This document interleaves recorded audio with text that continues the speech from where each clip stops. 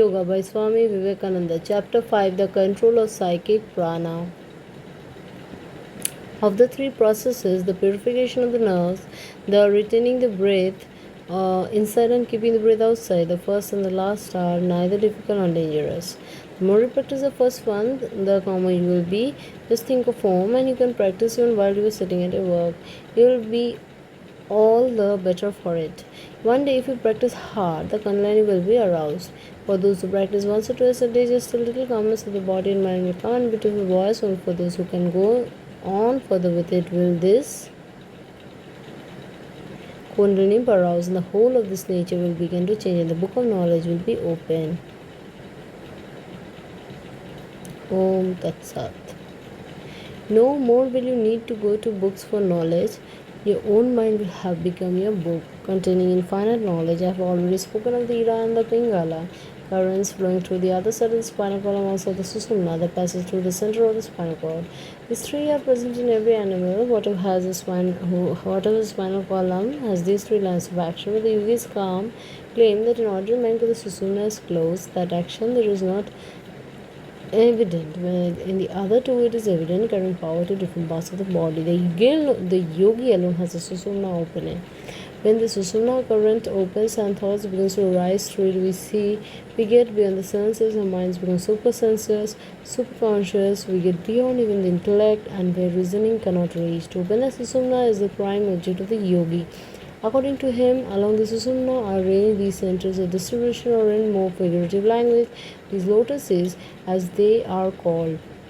The lowest one is at the lowest end of the spinal cord and is called Muladhara, and the next one is called the Swadhisthana, the next Manipura, and the next Anahata, the next Visuddha, the next Ajna, and the last which is in the brain is the Sahasrara, or the 1,000 petal. Of these we have to take cognition just now of only two centers, the lowest Muladhara and the highest Sahasrara. The lowest one is where all energy becomes stored up, and that energy has to be taken up from there and brought to the last one, the brain. The yogis claim that of all the energies that the human body comprises, the highest is what they call ojas. Now this ojas is stored up in the brain, and the more the ojas is in a man's head, the more powerful he is, the more intellectual, the more spiritually strong that will that man be.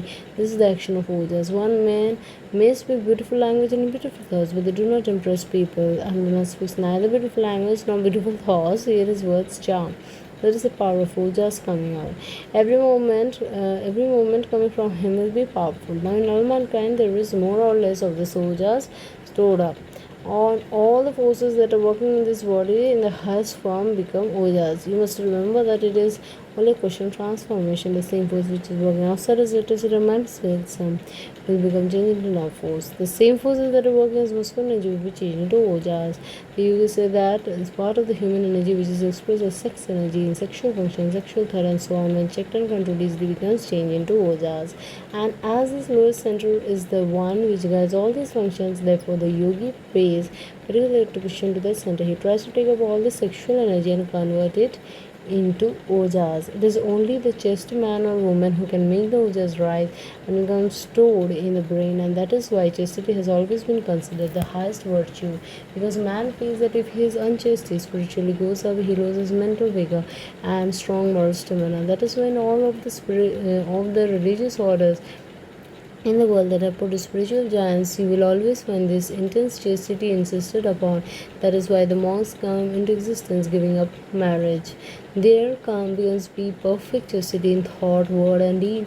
Without is the practice of Raja Yoga is dangerous and may lead to insanity. People practice Raja Yoga and at the same time lead an impure life. How can they expect to become yogis?